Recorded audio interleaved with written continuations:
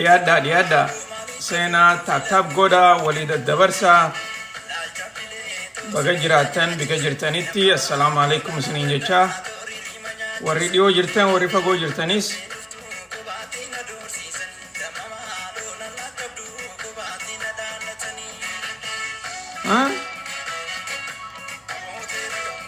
maaltu ajaa'iba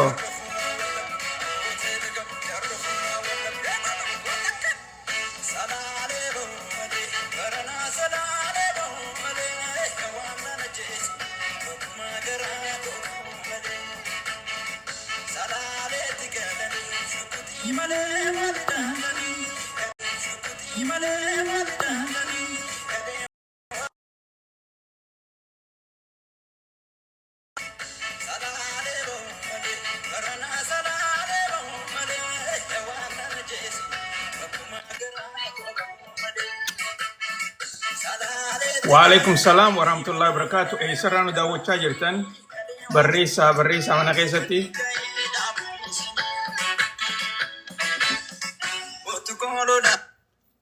barreessa mana keessatti sarraa kanu daawwachaa jirtan dhiyaadha hundi keessanuu warri Oromiyaa jirtanis biyyoottan baqaa keessa warri jirtanis akkasumas warri biyya dhiyaa jirtanis dhiyaadha barreessa sarraa kanu daawwachaa jirtan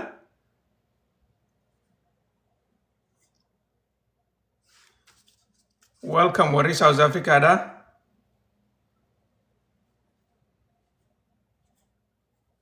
Minnesota ni jirra jettan hayyee dhiyaadha warri Minnesotatis egaa arraan tana oduu hedduudhaatu deemaa jira oduuleen guddoon gartee irratti xiyyeeffachuu qabnu tan biyya Ameerikaa keessa akkasumas sanitti pirezidaantiin Ameerikaadhaa Donald Trump ibsa bal'aa godhee ture ibsa kanarratti haalata biyyattii tanaatis irraa haasawee ammaasis akkaataa hireen isaa fi pirezidaantii Raashiyaadhaati wajjin walgahii guyyaa jimmataa qaban kanarrattis ibsa bal'aa godhee jira gama kaaniin haasawuma kana keessatti waa'ee biyyoottan biraa lola Yuukireen kana daranuu irraa haasawee jira ammaasis waan adda addaatu keessa jira sanirraa aansuudhaan ammaas oduun biyya Falastiin takkaa'uu Gaazaa akka malee oowwaa deemaa jirti Awustiraaliyaanis mataasi gamasiitiin nutis Falastiin hayyamtii kaniinee fi akka biyyaatti takkaa'uu gartee akka isteetaatti ni ilaalla jaanii ibsa isaanii Prime Ministerichi dubbatee jira. Egaa warri dhiyaa kuni yeroo hedduu waluma jala deeman hoggaa gartee namni tokko takkaa'u biitii takka dura baatee waa jette hundi isaaniitu gartee waluma jala deemaniituma waan fakkaataa kana dubbatanii kunis gama tokkoon waan gaariidha. Akkasitti itti aansuudhaan waan gama refugee rights waa xiqqoo wanni haasoo inni jirti.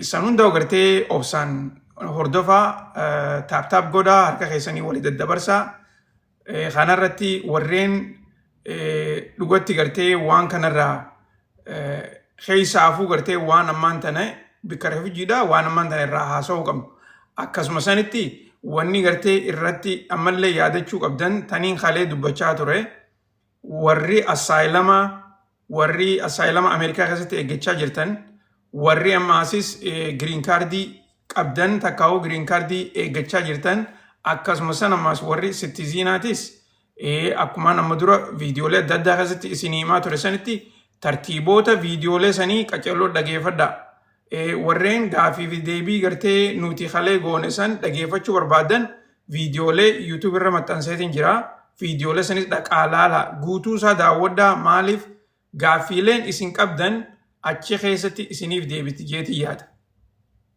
Gaafii hedduu namni gartee irraa gaggaafachaa ture keessaafuu gartee waan warra refujiitii fi warreen asaayilamaatiin akkasuma green cardiidhaas walitti hidhuudhaan jechuudha.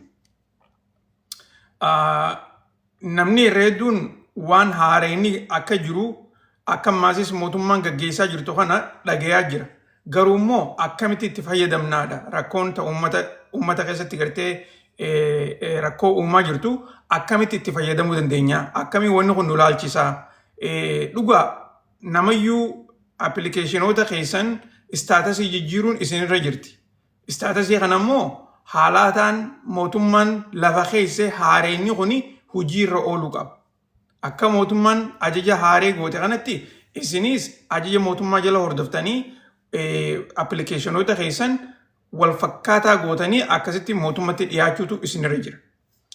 Yoo appilikeeshinoonni keessan yeroo dheertuu amata lamaa ol caljee gartee akkana taa'u taate waan irra jiru odoon beekne caljattanii hin taa'inaa. Waan irra jiru beekuutu isinirra jira.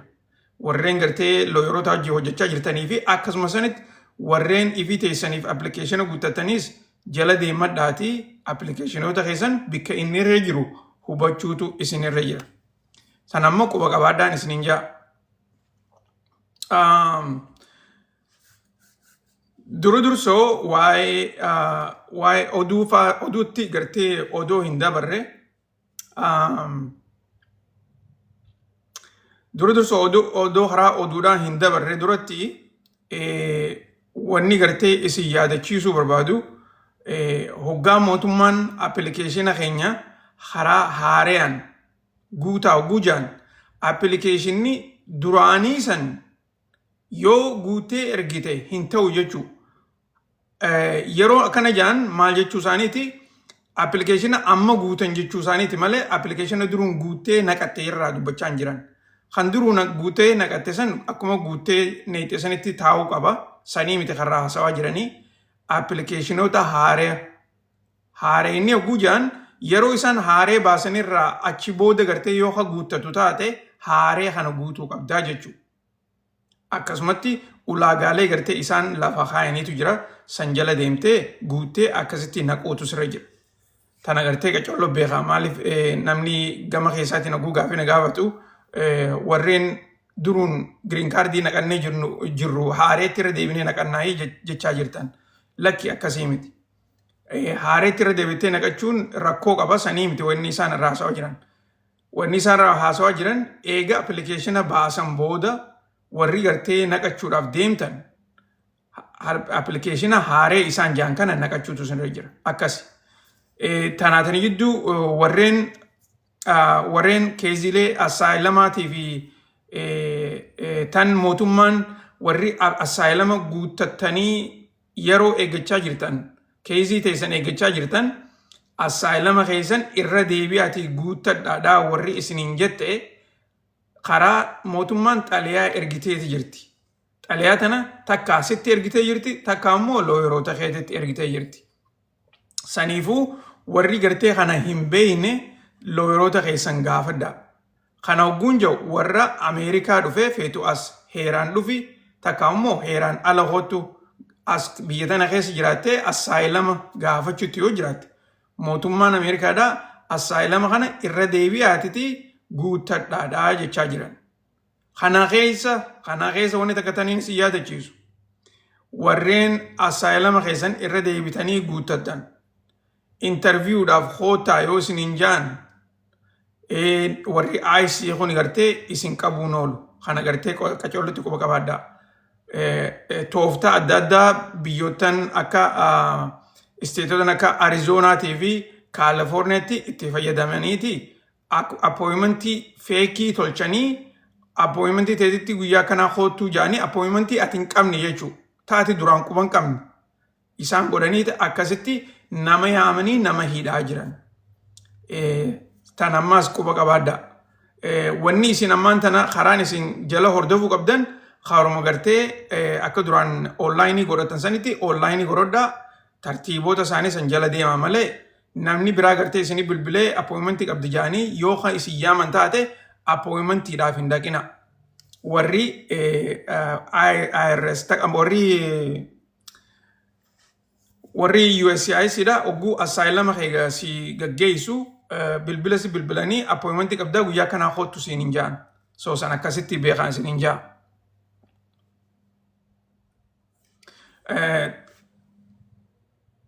Harka keessaniin gaa taaptaap godhaa hogguu gartee na dhageeffachaa jirtan oduuleen gurguddoon guyyaarraan tanaa durarratti ta'ee galluun ta Washington DC daati. Dursoo ta'ee galluun ta Washington DC daati. Akkumaan harka keessaniin anuma dhageeffachaa taap godhaa, share godhaa maaliif waa hedduurraa haasuuf teenya ta refugees ittiin dhufa obsaan dhageeffadhaa. Taanuma immigireeshinaa tanaas keessa gabbuunee waa xiqqoorraa haasoyna dursoo oduudhaan isin hima oduu dhageeffadhaa achi booda gartee akkasitti tartiiba itti aanutti haa tarkaanfannu. Yoo gartee kan obsan qabaanne taates rakkoon takka illee hin jirtu. Feetan gartee deemtanii yeroo biraa deebisuu ni dandeessanii. Ammoo hanqaan gartee waan oduudhaa isin himus oduus dhageeffadhaa. Maaliif namni biraas kan oduu dhageeffachuu jiru oduu dhageeffachuu barbaadu waan jiruuf jecha waluma faana goona. Akkasitti gartee hubadha. Maaliif tan gartee oduu nurraa dhiisiiti immigreeshin waa'ee refugee qofa nu himinis hin taatu. Walumaa galatti gartee wal qixa gooneetuma wal fakkeessaa akkasitti information namaaf himuun namayyuufuu gartee ija hundaa wal qixa laaluun waan gaariidha.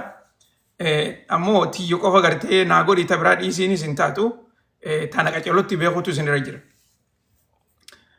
Jarjarrii gartee mana keessatti namni tokko oofuu barbaadu. Ani immoo yeroo hedduu nama gartee bulaak nama godhuu miti. Ammaasis namni gartee waan fedhallee haa barreessu ta'aniituma dhageeffatanii akkasitti chirraa waa barachuu waan gaariidha.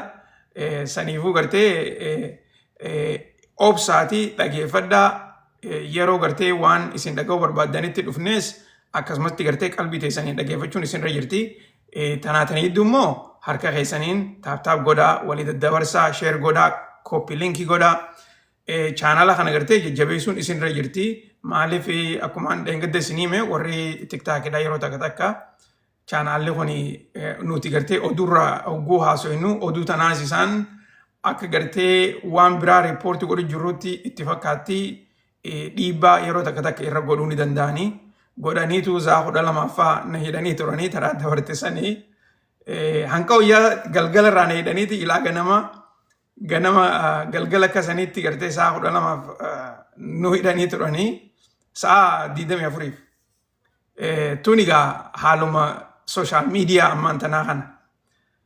Wanni isaan badiin tana jaanita si himanis hin jirtu garuu immoo akka fedhanitti gartee si hidhanii si gadhiisuunis mirga isaaniiti. Waan akkanaa tana dur feesbuukiitu nama godhaa ture. Feesbuukiinis yeroo dabartee akkanatti gartee yeroo takka guyyaa si hidha, yeroo takka guyyaa 30 si hidha, yeroo takka baatii 3 si hidha, akkanumatti gartee hoggooti poostii takka maxxansi ta'e nama hidhaa ture. Saniifuu gartee asitti nuuf haariyaa miti jechuudha. Maaliif waan akkanaa kana baranneetuma jirra.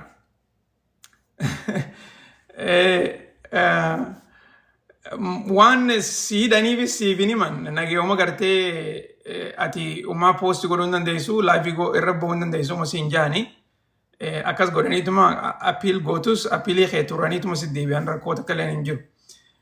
Akkasitti isan quba qabaadha. Tole egaa amma dursoo karaa oduudhaatti ichi dabarraa oduun arraan tana Ameerikaa keessatti akka malee nama hedduu sodaachisaa jirtu mootummaan federaalaa Washington DC dhuunfachuu isaaniiti.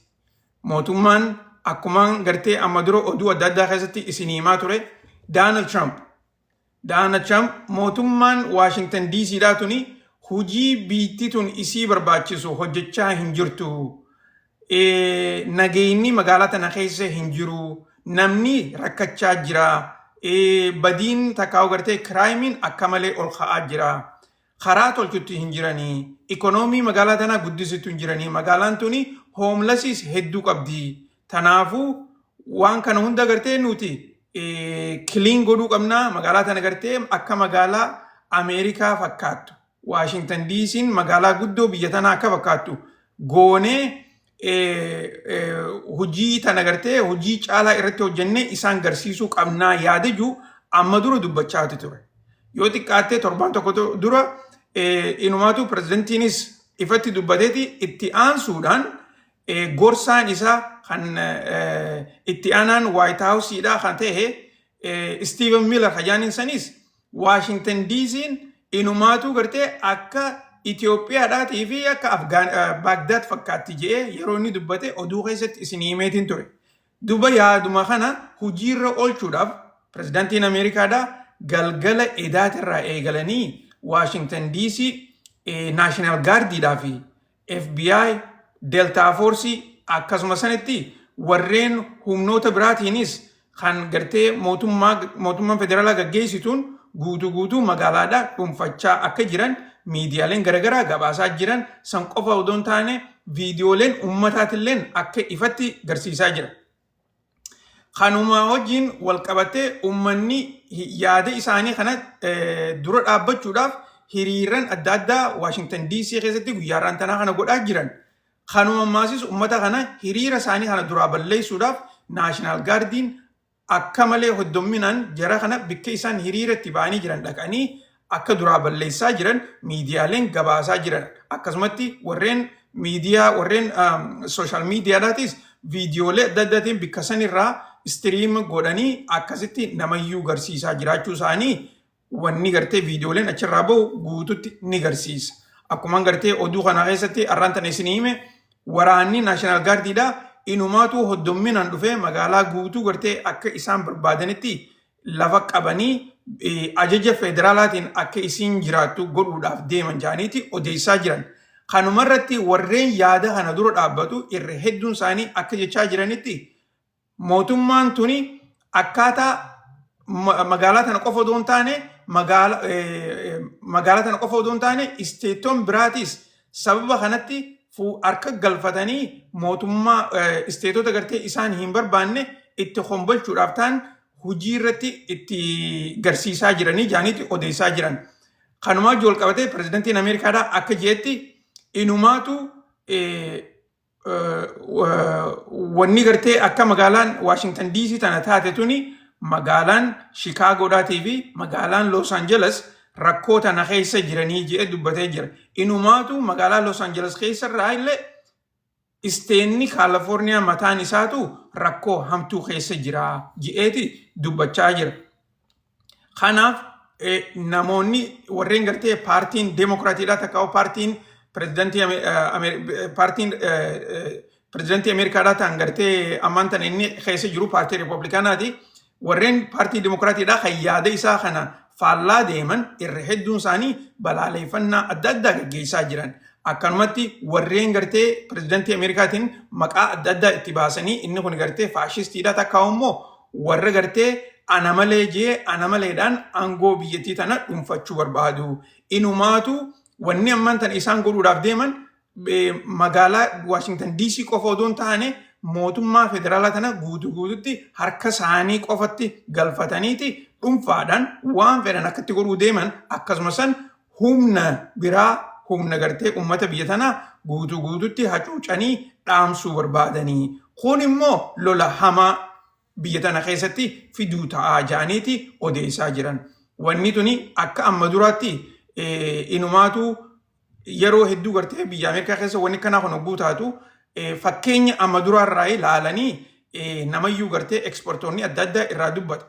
Garuu immoo karaa tokkoon wanni ammaan tana hojjetamaa jiru kuni constitutional crisis fiduun ooluu jaaniiti dubbachaa jiran. Kana jechuun maal jechuudha? Mootummaan federaalaatii fi mootummaan isteetaa takkaa'u mootummaan naannoodhaa takka gartee Washington DCdhaa tuni karaa heeraa irratti wali bu'uun oolanii. Kanaafuu yoo gartee amma mootummaan federaalaa harki isiidhaa xiqqoo gartee achi dheeratee waan jeequmsa addaa ho'umtu taate dubbiin tuni deemtee karaa federaal koortiidhaa takkaa'u immoo karaa supreme koortiitti achi ba'anii dubbii konstituushinaa irratti mirga gartee warri sitiitis akka falmatu akkasumas warri federaalaatis kana godhuu ni dandeenyaanii akka falmatan karaa saniin yaa'iin addaa ni haati yaaniiti odeessaa jiranii jechuudha. Dubagaa ogguu gartee pirezidaantiin waan kana haasa'u guyyaarraan tanaa inumaatu ifiisaatiif as beeti ibsa dheeraa godhee ture. Ibsa isaa san keessatti akkuma gartanitti gartee sekireetariin difeensiidhaatis isa bira dhaabbachuu ture akkasumas sanitti justice ministeriin isa cinaa dhaabbachuu ture ministeerota isaa gurguddaa gartee warreen nagee uuma je'ee yaadu hunda if cinaa dhaabeeti achitti miidiyaadhaaf ibsa bal'aa godhaa ture jechuudha.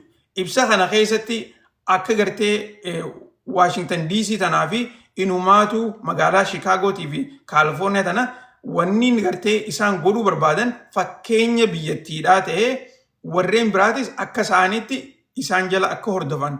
Kanarratti pirezidaantiin yaadasaa dabarfatee jira. Yaadasaa kana keessatti inumaatu meeyartitti Waashingtan DCdha akka hojii bareedduu hojjechaa hin jirre namtittiin tuni amata dheeraa magaalaa tana bulchaa jirti.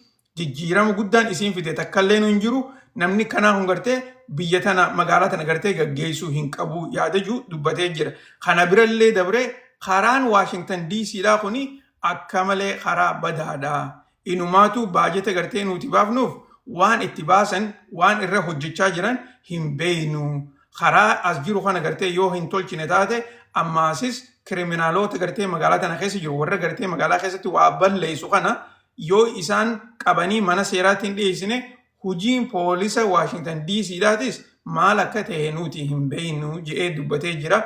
Kana qofallee odoo hin taane inumaatu pirezidaantiin akka haasoo isaa kana keessatti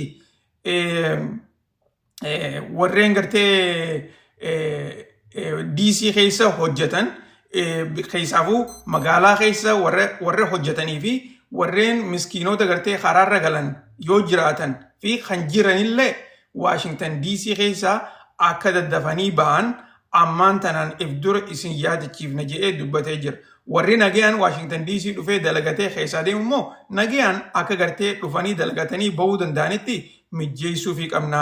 Warri immoo nagee gartee magaalaa keessa deemee magaalaan tuni akka gartee qoshaasha fakkaattu akka gartee magaalaa nama mootummaan federaalaa keessa jiraattu hin fakkaanne warri godhuu barbaadu heeraan gaafatamuu qaba. Takkaa immoo nuti isin qabneetiti mana hidhaadhaa isin keenya yaadaju miidiyaa irratti ibsa kana godhee jira jechuudha.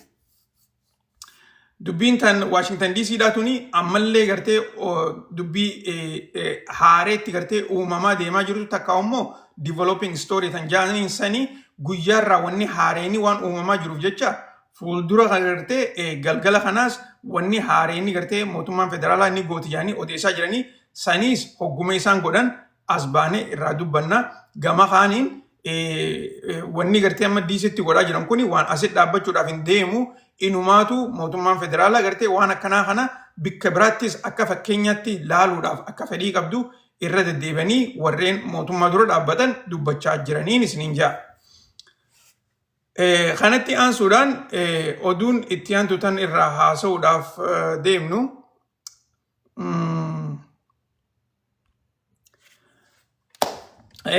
Kanatti aansuudhaan oduun irraa haasa'inu durdursoo oduu bikka kanatti dabarree tan wantaatiin isin hima. Raashaadhaa fi Ameerikaa irratti jijjiiramni adda addaa akka uumamu jiru amma dura isin himeetiin ture.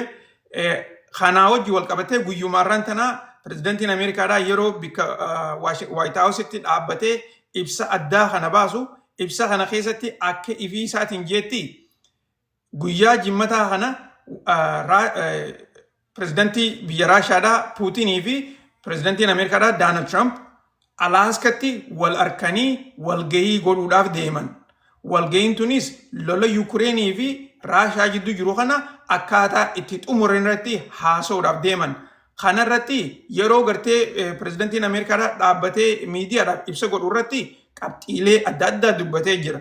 Qabxiilee tana keessaa ta'e inni dubbate lolli kuni guutuutti akka dhaabbachuu qabu fadhinnaasaa akka taate dubbatee jira. Akkasuma sanitti maasis naafi Puutinis qaceelloon na kabaja anilleen isaniin kabaja silaa gartee silaan ani aangoo tanarra ture amma dura gaafa gartee Baayiden biyya tana bulchaa ture san lolli kun hin ka'u jee ifii isaatiif irra deddeebi'ee dubbatee ture. Kanatti aansuudhaan nuti ammaan tana lola kana guutuu dhaabuu qabna. Raashaarraas nama hedduutu dhume akkasuma san warra Yukureenis nama hedduutu dhume. Lola kana karaan malatti goonu kan gartee nuti ammaan tana haasoo jirru kana qofaa. Kana maasis if dura gartee ani ifatti as bahee irraa dubbachuu hin barbaadu garuu immoo akka diilii goonee bikka kanatti gartee lola kana dhaabnu mala ni dhooyna yaadni keenyas kana fakkaataa jedhee dubbateeti jira.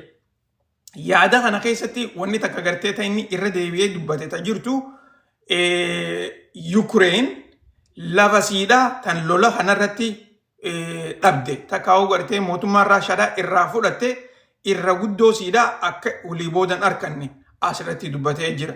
keessaafu bikka gartee coastal line magaalota gartee akkasitti karaa bahararra jiran biyya lafa kamalee babbareedduudha ta pirezidantiin Ameerikaadhaa gartee inumaatu it's beautiful real estate jee gartee maqaa adda addaatiin yaamaa ture bikka san hunda warri Ukraine akka dhabuudhaaf ta'an pirezidantiin Ameerikaadhaa dubbatee jira. Itti aansuudhaan bikka biraa naannoo biraa gartee mootummaan Raashaadhaa Ukraineef kannitee bikka akka gartee walii kannanii walirraa fudhachuu takkatti bikka gartee Raashaan barbaaddu Raashaan ni qabatti bikka biraa immoo Raashaan gartee akka jijjiiramaatti Ukraineedhaaf hannuu ni dandeessi jedhee dubbatee jira. Yaaduma kana garuu pirezidantiin Ukraine Zelenskiin akka gartee guyyaarran tanaa irra deebi'ee miidiyaadhaaf ibsa godhetti nuti lafa teenya tan Raashaadhaaf dabarsinee kanninu takkallee nuu hin jirtu. Ammaasis marii Raashaadhaa fi Ameerikaan gootu tan Ukraine irratti gartee mari'atan tana yoo nuti irra dhaabbannee wajji falmanne malee akkanumatti nu achitti gartee gatta'anii marii godhanii waa'ee Ukraine murteessuun tuni nuufillee rakkoodha jedhee dubbatee jira. Garuu pirezidantiin Ameerikaatis waan inni jiru kana dhaga'uu hin danda'u. Akkasumas Puutinis isa kana gattaa'ee wajji haasa'uu hin fedhu inumaatu dhaga'ullee hin barbaadu. Tanaaf jarri lameen kuni mataa isaaniitiif walitti dhufanii Alaaskaan tuni gartee Ameerikaa keessa jirti. Alaaskatti gatta'anii akkasitti marii tana godhuudhaaf deemanii marii tanarratti nama hedduutu gartee akka malee dhageeffachuu jira. Gama kaaniin akka pirezidantiin Ameerikaa jeetti hoggaan gartee marii tana Raashaa wajjin pirezidantii Raashaati wajjin godhee fixe booda warreen European Unioniidhaatii fi akkasumas ummata gartee mootummoota Yuurooppiidhaa tokko warra dhuunfaadhaan gartee ani itti bilbilee wajjin haasoo qabuutu jira. Isaan diiliin ani godhe booda daddafeetiin itti himaa. Isaan kuni waan diilii godhuu irratti nu wajjin hojjechuudhaaf fadhinnaa akka qaban natti himanii jiranii. Saniifuu ani gartee karaa Zelenskiidhaa bilbiluun yoo na barbaachisu taate isattis niin bilbila. Garuu immoo nuti lola kana guutuu itti dhaabuu qabnaa yaada jiru irra deddeebi'ee dubbatee jira jechuudha. Okay. Oduun itti aantu tan guyyaarraan tanaa deemaa jirturraa tan warri Taalibaan kan amma gartee biyya Afgaanistaan gaggeessaa jiran akka gartee guyyaarraan tanaa ibsa baasanitti keessaafuu karaa foreign ministerticha isaaniitiin karaa ministeera haajaa alaatiin nuti amma booda Ameerikaa wajjin gatteenyee marii goonee karaa nagayaatiin wajjin jiraachuu barbaannaa. Karaa nagayaatiin wajjin hojjechuu barbaannaa. Ammaasis Afgaanistaan Ameerikaa akka diinaatti hin laaltu. Inumaatu nuti Ameerikaa qofallee odoo hin taane biyyoota nuu biraatu akka gartee humna biyya addunyaa takkatti nutis nagayaan jiraachuu ni barbaanna. Kanarratti Ameerikaan nu wajjin marii lafa jalatti godhaa jirtu kana karaa ifatti as baanee waan gartee irratti waliigalle walii mallatteessuu qabna. Kana keessatti mootummaan Ameerikaadhaa imbaasii teenya tan Waashingtan DC jirtus nu deebisuu qabanii jedhee ibsasaa miidiyaadhaaf godhee jira. Kanarratti haasawni Afgaanistaan kuni yeroo hedduu pirezidantiin Ameerikaadhaa irra deddeebi'eeti dubbata. Kana keessa wanni inni jechaa jiru inumaatu gartee lola Afgaanistaan kana lola Obaamaati jedhanii akkasumas lola gartee Baayiden diigiyeeti yeroo hedduu irra deebi'ee dubbachaa ture. Akkuma yaadattanitti yeroo dabartee gaafa gartee taraa dura pirezidantiin Ameerikaa pirezidantiin Ameerikaadhaa Trump aangoorra ture Afgaanistaan tana inumaatu lola gartee biyya sanii akka malee jabeessee ani lola kana niin diiga niin gabaabsa niin cufallee jedhee dubbatee ture yeroo takka garuu immoo lolli san akka daranuu jabaatee itti fufu godhee inumaatu gartee boombii addunyaarraa akka malee guddoodhaatiin Afgaanistaan dha'uusaa miidiyaaleen gaafa san akka malee gabaasaati turanii. Garuu immoo ammaan tana jabeenyi warri Afgaanistaan garsiisaa jiru Ameerikaanis akka gartee isaanii hojii fira ta'uu barbaaddu takka immoo warra nagayaa hojii ta'uu barbaaddu garsiisaa jiran. Kanarratti maallaqoota gurguddaatu jira kan warri Ameerikaadhaa Afgaanistaan irraa qabee biyya tana keessatti hambisanii jiran. Maallaqni sanis akka nu deebi'u akka nuu dabru ja'aniiti warri Afgaanistaan gaafachaa jiranii jechuudha. Oduun tun tan gama kana tana fakkaatti. Oduun itti aantu guddoon tan Saudi Arabiyaadhaati. Oduun akka malee gartee nama ajaa'ibsiisaa jirtu guyyaarraan tanaa akkaataa mootummaan Saudi Arabiyaadhaa warreen gartee na dhagayaa jirtan taap godhaa share godhaa. Oduun tuni akka malee gartee yeroo dabartanii yaadattaniimi. Durso warri na hordoftan yeroo dabarte Saudi Arabiyaadhaa fi Qataarii, United Arab Emirates, Tarkiidha jarreen kun hundinuu Israa'el gargaaraniiti lola kana gaggeessaa jiranii je'eetiin isin himaa ture. Ni yaadattanii? Ni yaadattaniimi? Freestyle, welcome brother. Thank you. Ni yaadattaniimi hogguun akkas jee isin himaa ture dhugatti. Amma hogguu gartee isaan harki isaanii diimaan hogguu qabame hoo. Amma laal harkatti gartee hogguu qabamte meeshaan.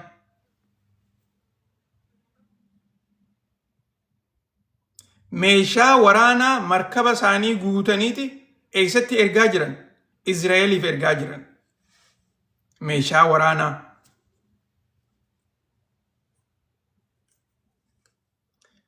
Eenyutu waan akkana godhaa jira? Saudi Arabiyaan. Saudi Arabiyaan markaba guutuu sanuu maasis karaa dho'isaatiin deemu jiran Xaaliyaaniin. Karaa dho'isaatiin. Sila gartee karaa dho'isaatiin akkanatti isaanii deemanii karaa kanaanuu qabaman.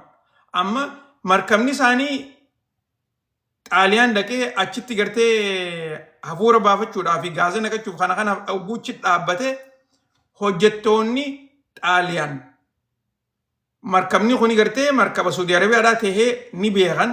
Akkasumas meeshaalee waraanaa ba'atee jiraas ni beekan. Meeshaaleen tuni maanifeestoo qaba. Maanifeestoon isaa bikka kamirraa ka'ee bikka kamitti akka deemu ni beekan. Saniifuu karaa itti cufaniiti nuti asirraa gadi hin dhiifnu ja'anii guutuutti gartee akka bikka sanirraan sossoone markaba kana godhanii jiran.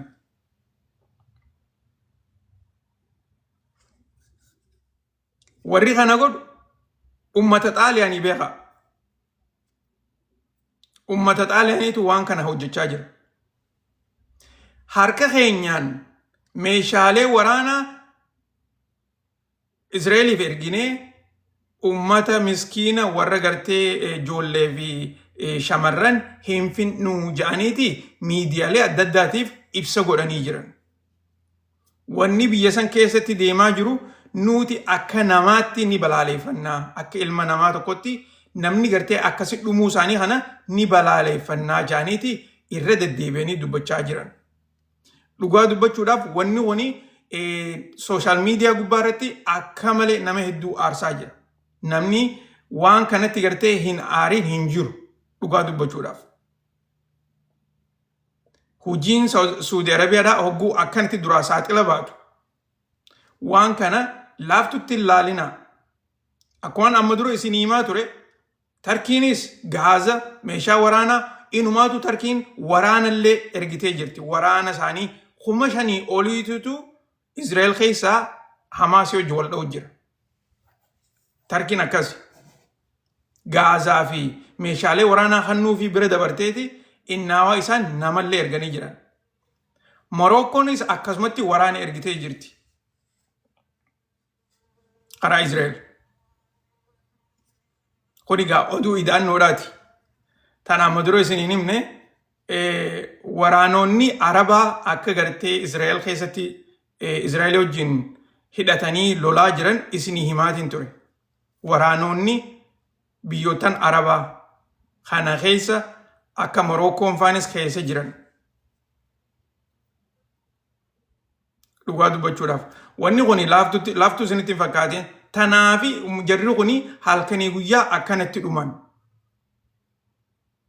Maaliif biyyoottan gartee islaama qaadhaaf biyya islaamaa hin jaattu tuni gargaarsa takkallee uummata kanaa godhaan jira. Inumaatu warra gartee gama kaan hidhachiisuu jechuudha.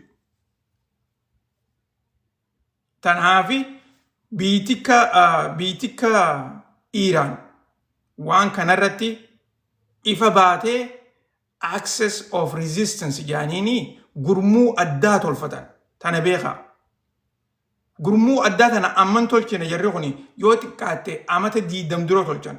Gurmuu addaa warra gartee access of resistance jaaniini waraannan gartee biyya Yemen irraa eegalee akkasitti Hizbollaadhaa fi Siiriyaadhaa fi naannoo san hunda gartee Hamaas illee itti hidhee wanni isaan akkana lafa jalaan hidhachiisaniif ummata kana jara kana jalaa nagee baasuudhaaf.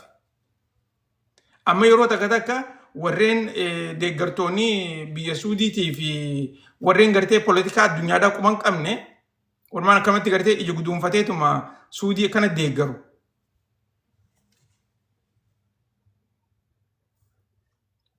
Iiraan akka gartee Yahudaa taate, Iiraan akka gartee maarree taate, Iidaan akka gartee jaaniititti waan adda addaa haasawan waan ifii isaaniitiif hin beekne. Garuu immoo wanni qabatamaan lafarra jirtu akkana fakkaatti jechuudha. Ilaa ammaan tana gaazallee ergaafeeti jiran biyyootan kun. Qatar ammallee gaazii ergitiif, maallaqaas ni ergitiif, meeshaalee waraanaa qobbira dabartee nyaataas ni ergitiif Qatar Israa'eliif. Israa'el wanni isiin oomishtee gartee nyaataa biyya sanii itti jiraattu hin jiru. Wanni hundinuu biyya alaatii dhaqaaf. Markaboon adda addaatiin wanni hundinuu biyya maaliif Yemen akkana sodaatan? Maaliif Yemen tana humaa takkallee godhuu dadhaban? Dursoo barsilaa Yemen tana Saudi Arabiyaa fi United Arab Emirates isii tana diiga silaa. Gaafa gartee amata dheeraa lola meeqa keessa waliin turan san yoo xiqqaattee amata 5 amata 10 ol wal lolanii turan lolli isaanii san. Gaafa sanuu mooyuu dadhaban.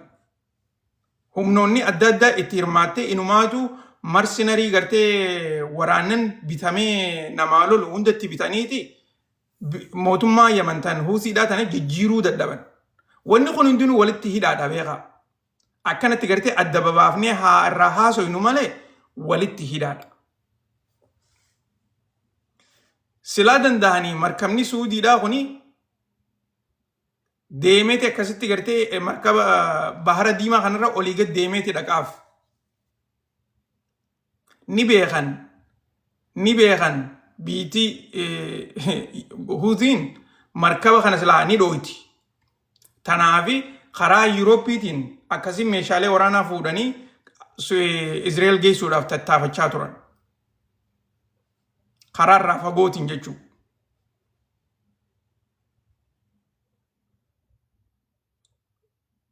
Kana keessa nama meeqa ijoollee miskiina meeqaatu dhumaa jira. Shamarran meeqaatu dhumaa jira. Yoo gartee bara viidiyoolee adda addaa kee ijaan agartuutu jira. Kajara kana gartee rasaasni itti roobsu isaanii nyaata fudhachuudhaaf deemu. Wanni kun isinitti hin dhageeffamu, nama dhageeffamuu qaba.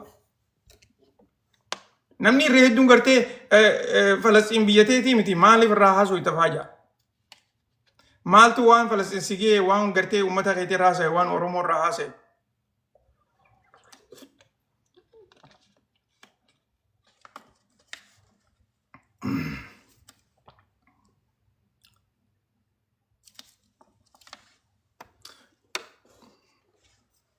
Waan Oromooti sirrumaa haasawaa jira nuti. Asirratti irraa haasawaa jira. Ifatti irraa haasawaa jira. Inumaatu xiyyeeffannaan keenya amma booda waan Oromootti yoo dhufe warra dhaaba ifiinjoo kanatti xiyyeeffachuu qabna. Xiyyeeffannaan keenya guddaan isaanitti xiyyeeffachuudha. Maal godhu jirtanii jenneen gaafachuu qabna. Amma dura nam tokkollee nu dhaaboota keenya isin maal godhu jirtanii jennee namni gaafate hin jiru. Garuu immoo nuti amma booda qeeroon ammaan tanaatu ni qeeroo akka durii miti. Qeeroon ammaan tanaa qeeroo gaafii gaafattu. Qeeroo deebii barbaaddu. Qeeroo arra maal nuu gootee jettee gaafii gaafachuu dandeessu. Qeeroon arraan tanaa qeeroo kaleetii miti. Kalee Oromoo bilisoomsini jettee Eertiraa amata 25 teessise. arrammoo wanni akkasii san hojiirran oolu ni isin ta'uus tana gartee quba qabaadhaa. Irraa dubbanna namni tokkollee nu dhorkuu hin danda'u. Yoo isaan Oromoo bikka buuna jedhanii kan deeman taate gaaffii namni isaan gaafatu odoon aarre deebii deebisuu qaban.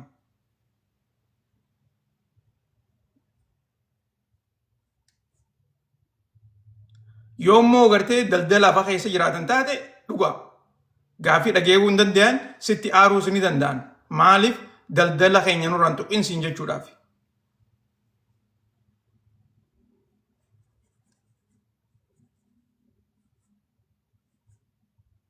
Dubagaa meeshaalee waraanaa tuni ilaamaan tanaa markaba kana nam tokkollee nu akkan korre warreen markaba kana gaggeessu ajaja waan irratti dabarsanii jiraniif jecha nam meeshaalee waraanaa akka taate irraa wanni dubbatan takkallee nu hin jirtu. Garuu immoo markaba kana nam tokkollee nu akkan korre inumaatu maasis hojjettoonni markabaatillee markabarra kan jirre kan dhoorkanii jiran yoo taatu jarreen kun egaa ammaan tana karaa diplomaasiitiin wanni kun gartee karaa international diplomaasiitti achi siqaa jirti. Furmaanni waan kanaa mootummaa Xaaliyaanii fi mootummaa Izraa'el jidduutti gartee gabbu'eeti jarreen kun akkaataa yaada kana gartee itti filanii lolli kun takka markabni kun achirraa bahu kana mala dha'uutti jiranii jaaniiti odeessaa jiran. Tanaatana jidduu mootummaan Xaaliyaan akka gartee mootummoota biraatti lola kanarratti hedduu hirmaachuu hin turre tana beeka. Mootummaan akka mootummaatti lola kana inumaatu Xaaliyaan dura dhaabbachaa turte.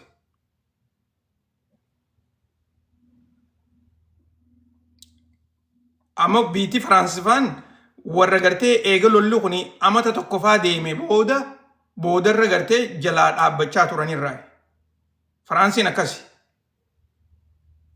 Garuu immoo Xaaliyaan durumaanuu lola kana gartee anqa duraa sanitti balaaleeffatteetuma achi booda immoo lola kana guutumatti jalaa dhaabbatee turte. Irratti hin hirmaanne waraana isaanii hin ergine meeshaa hin erginee fi inumaatu gartee waan deemaa jiru kun nun naqu jaanitti irraa dhaabbachaa turan. Biyyoottan akka Saawudii Arabiyaatii fi Yuunaayitid Arab Imereet Qatar jarreen kun immoo warreen durumaanuu irratti hirmaachaa turan. Keessaafuu Qatarfaan biyya gartee gara lama taphachaa jirtu. Gama tokkoon warra Hamaasiin gartee isin gargaarraa asitti oofisa banadhaadhaa yaaniitti gartee achitti oofisa bananii fi akka nama isaan gargaarutti gartee hojjechaa jiran. Gama kaaniin ammoo warra Israa'el hojii dalagaatitti informeeshina warra Hamaas kana akka jirutti dabarsaafii jiran. Kana gartee hin irraanfatina kuni waanuma jiru.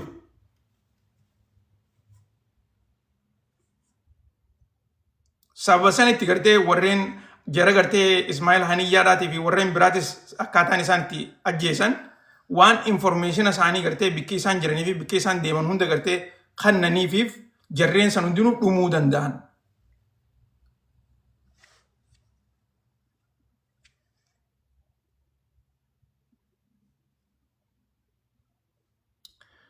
Dubagaa tanumatti aansuudhaan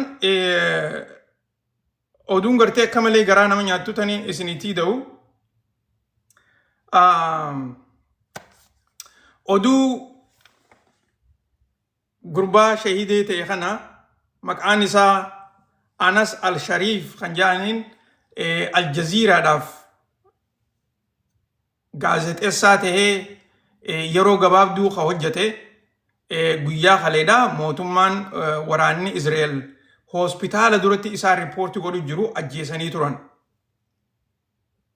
Yeroo isa kana ajjeesan isa qofallee odoon taane isaa fi joornaalistii biraatis waliin ajjeesan.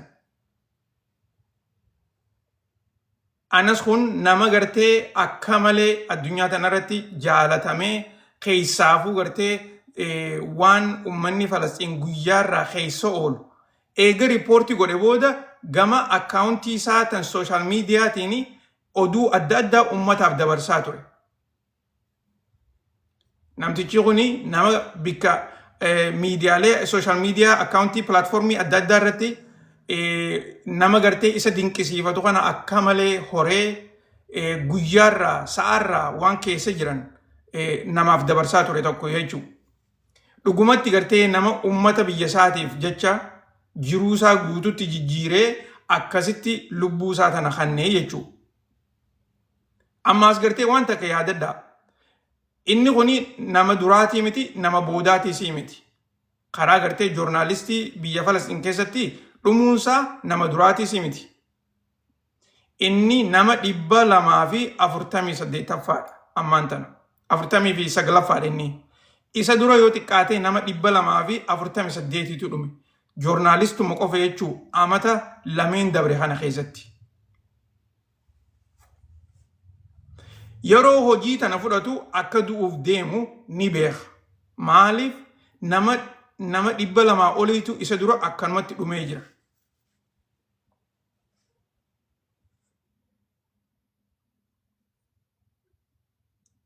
Dubagaa guyyaarraan tanaa obboleeyyan warreen gartee dhugatti qalbiin isaanii waan biyya Falastiin tanarratti tahaa jirtu kana jala deemaa jiru.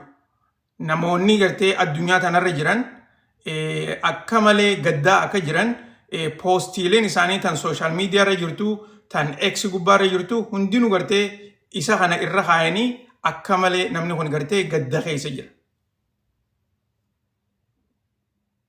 Amma duraas nama hedduutu joornaalistoota hedduutu akkana lubbuu isaanii dhabanii turan.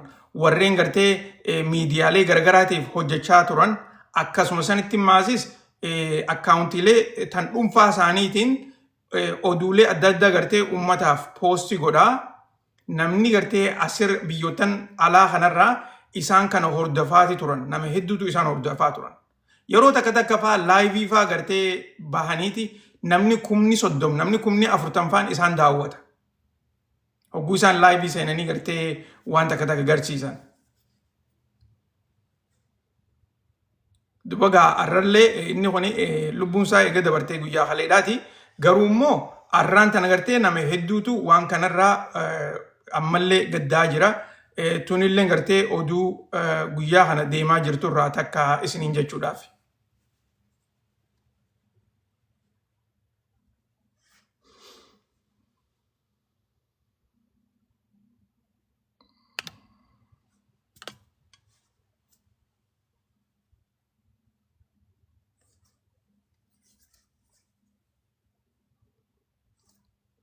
Okay.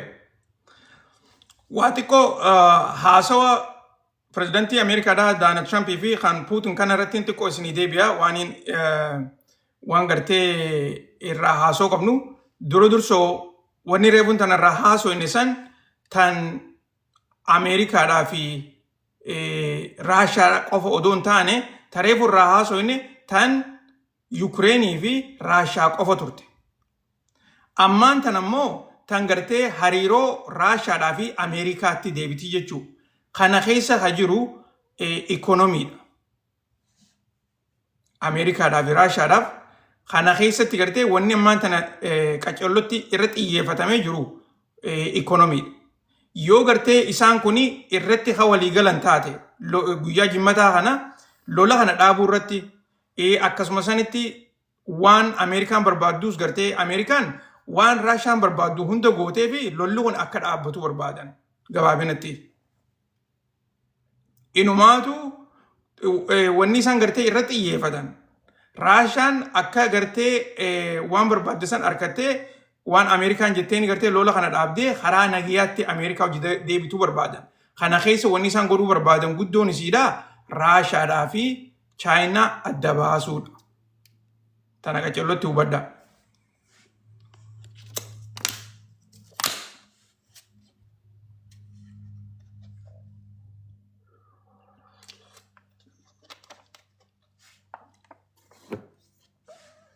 Yeroo pirezidantiin Ameerikaadhaa Donald Trump reefuun tana haasoo godhaa ture san gaazexeessonni tokko faan gartee Raashiyaan ikoonomiin siidhaa akka duritti laaftuudhaa miti amma jajjabaachaa jirti. Wanni isin kanarraa arkattu maaltu jiraaf hajaanii gaafatanii jiran.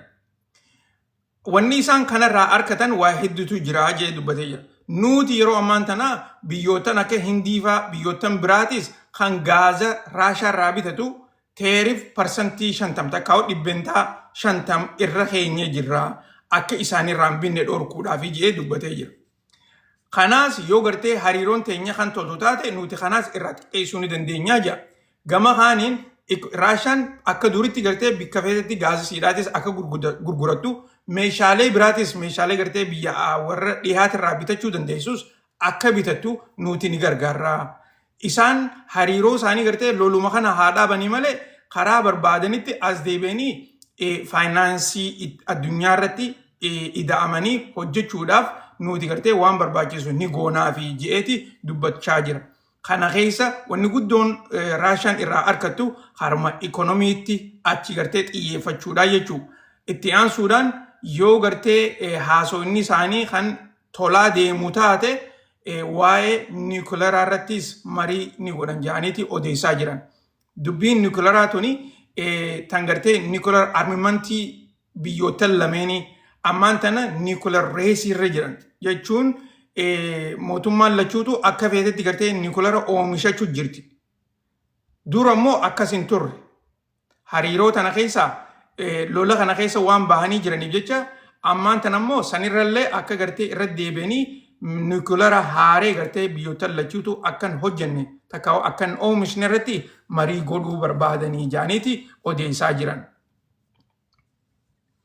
Garuu immoo gama tokkoon Ameerikaan akka gartee hiriira kanarratti walgahii kanarratti waan Raashaan barbaaddu hin gooneefis warreen isaan lameen jidduun nageenyi akkam buune warri barbaadu keessaafuu warri gartee miidiyaalee biyya tanaa gurguddaa harkaa qaban isaanis waan danda'an dhiibbaa gama gamaa godhaati jiran. Akkuma gartee guyyaa kana Doonaald Tiraamp gaaffii gaafatanitti Puutin sin dhaga'uu waan fedhe godhaa ammaasis gartee inumaatu Ukraine tana guututti dhuunfachuu barbaada san qofallee odoon taane Raashaa gartee akka duritti guddisuu barbaada yaanni isaa sanii jaanii gartee miidiyaaleen adda addaa gaafatanii turan. Inni gartee tana anammaan tana gartee waan isaa wajji haasawe waan hin beekuuf jecha wanni ani isaa wajji haasawe irra hedduun siidhaa akka nagee barbaadu akka lolli kun dhaabbatu ammaasis sodaa warri neetoodha Raashaa irratti godhaa jiran kana dura akka dhaabbatu malee akka gartee Raashaa dur tana deebisa je'ee wanni ni naa hime takkallee nu hin jiru ammaasis waan akkanaa kana ana isarraa hin dhageenye je'ee pirezidantiin Ameerikaadhaa irra deddeebi'ee dura dhaabbachuusaa ibseeti jira. Okay. Itti aansuudhaan kana dubbannee jirrami. Okay.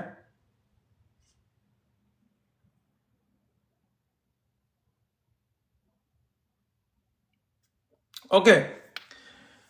Oduma Raashaatii fi Ameerikaatti Raashumaa fi Ukraine tana jidduutti mootummaan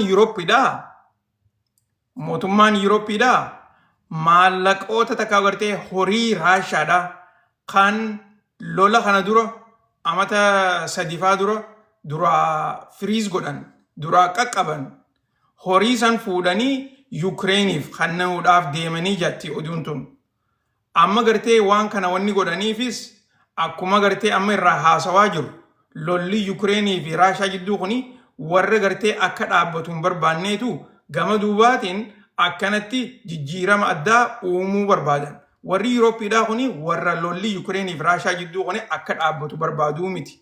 Kana gartee irra deddeebi'ee isinii himeetiin jira.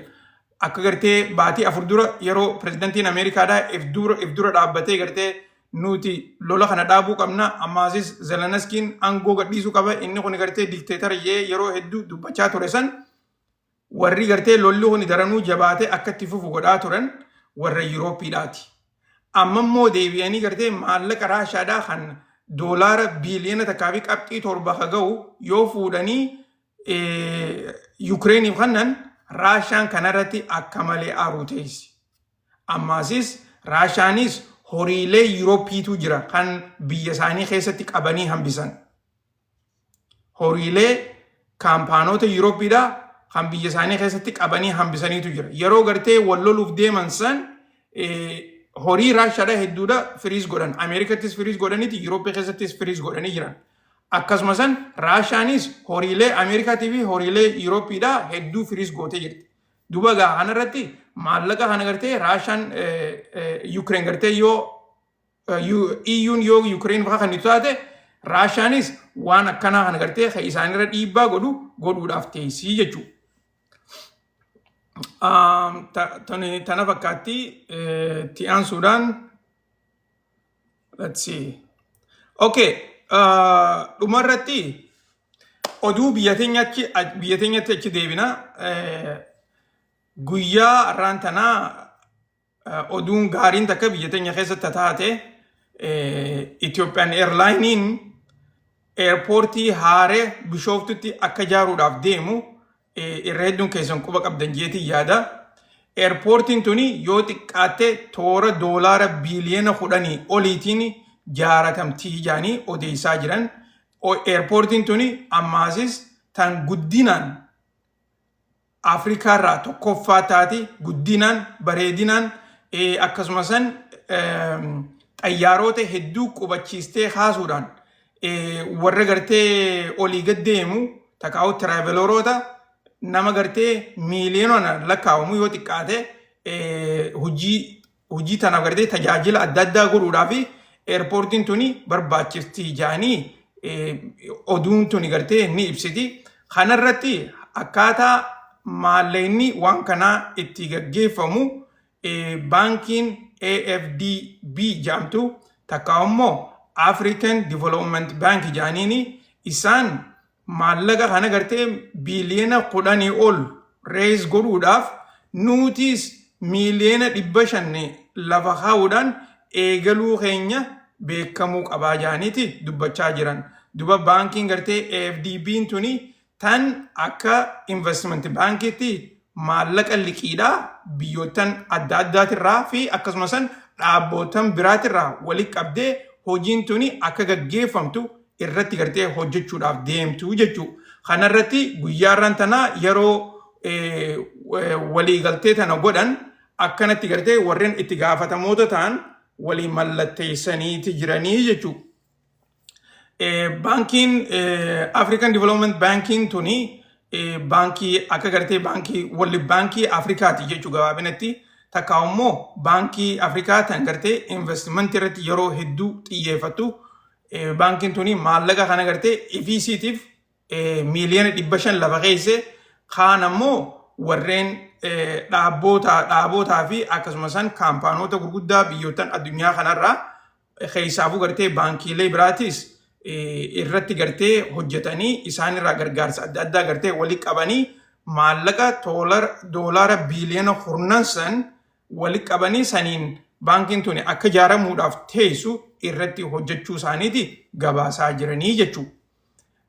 Oduun teenya tan arraan tanaa tan karaa kanaa tana fakkaatti warreen oduun US Rapid'irraa oduu US Rapid'irraa taniin amma isinii himu ta jirtu warreen gaana dhageeffachaa jirtan harka keessaniin taaptaap godhaa yoo na dhageeffachaa jirtan.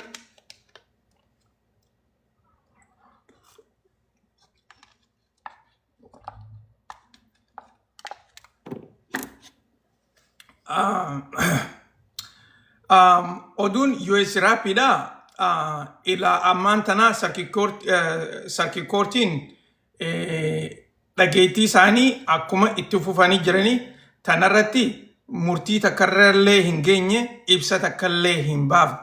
Tanaafuu warri gartee ammaan tana isaan marii irra godhaa jiran nama 14,000 kan approve ta'anii Ameerikaa dhufuudhaaf qophaa'anii jiran san.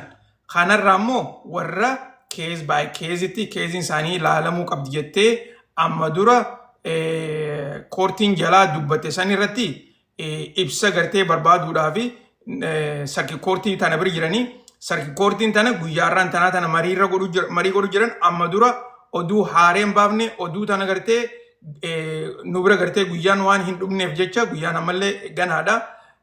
Amma boodallee baasuu ni danda'an takka ammoo guyyaa arbaadhaatti oduun ni baatii jaaniiti odeessaa jiranii tan ammoo akkasitti quba qabaadha. Tan gartee warra gurupii 5 fi kana gartee wanni ammaan tana irraa haasawan takka illee nu hin jirtu. tan group 5 da garte irra hedduu keessaniif irra deddeebi'ee isin himeetiin jira. Group 5 it's a private sponsorship da. Yeroo ammaan tana mana seeraatti garte wanni irra haasawwan takka illee hin jiru san akkasii beeka. Tan garte warra immoo approve hin ta'in sarki koortuma tanaatu irra deebi'ee irraa mareechuudhaaf ta'a. San baatii dhuftu keessa jaanii duruun guyyaa mirkaneessaniiti jiranii. Baatii dhuftu keessa yeroo isaan gartee keezii tana ol fudhatanii irraa marii godhan nutis waan isaan gartee ajaja isaan baasanii fi marii tanarratti gartee haalata isaan itti gaggeessanis irraa deddeebinee ni haasoinaan isiniin jaa. Obboleeyyan keenya egaa tan arraan tanaatuni tana fakkaatti. Itti aansuudhaan booda akkuma aadaa teenyaatti galgala gartee dhufee tana daran waan biraatis hafe irraa ni haasoina. Taniin ammallee irra deebi'ee isin yaadachiisu odoon hin baane dura warreen asaayilama godhachaa jirtan Ameerikaa keessatti. Ammaasis reefuun tana illee irraan dubbanne warreen ammoo karaa gartee meereejiitiin citizenshipidhaan keessa wal fuutanii giriin kaardiidhaan namni gartee akkas jiraatu kan godhan kuni kaniin kalee isinii himaa ture nama hedduutu sanirraa gammachuu qaba. Akkuma gartee koomentii isaatillee ilaaltanitti nama hedduutu gartee wanni kun gaariidhaa jedhee akkanatti harka dhawaa jira. Dhugaa wanni tuni dhiiraas ni laallatti dhalaas ni laallatti takkaa gartee warreen wal fuudhe lachuutu laallatti jechuumaa fi gabaabinatti haqni gartee yeroo hedduu namuma lameen jiddu jira. Tan gartee namni waan adda bahee fi haalata gartee rakkoo nama jidduu uumamte tana mootummaanis hiikuu hin dandeessu, poolisniinis hiikuu hin danda'u. Akkasumas isin gartee warri wal fuutan yoo gartee kan hin hiikanne taate namni kanarratti isin gargaaru hin jiru. Tanaafuu yeroo wal fuutan wal laalladhaa, wal mari'adhaa akkasitti gartee yaada tokkoon karaa tokkorra jiraachuu keessan eega mirkaneessitan booda wal fuudhaa. Eega gartee wal fuutanii immoo ani yoo gartee Ameerikaa dhufte boodas yoo rabshaan gootanii wal fuudhaa. Eega gartee wal fuutanii immoo ani yoo gartee Ameerikaa dhufte boodas yoo rabshaan gootanii akka gartee isiniif mijaa'utti irratti hojjettanii akkaataa dhugatti gartee jiruun teessan isinii toltutti yoo itti fayyadamtan irra gaariidhaan isiniin jaa. Hundi keessanuu gartee waan nu dhageeffattaniif ilaamaan tana galatoomaan isiniin jaa. Boodaniin dhufaa booda gartee waan biraa irra deddeebinee irraa haasoinaa. Ammaaf nagee jiraadhaa.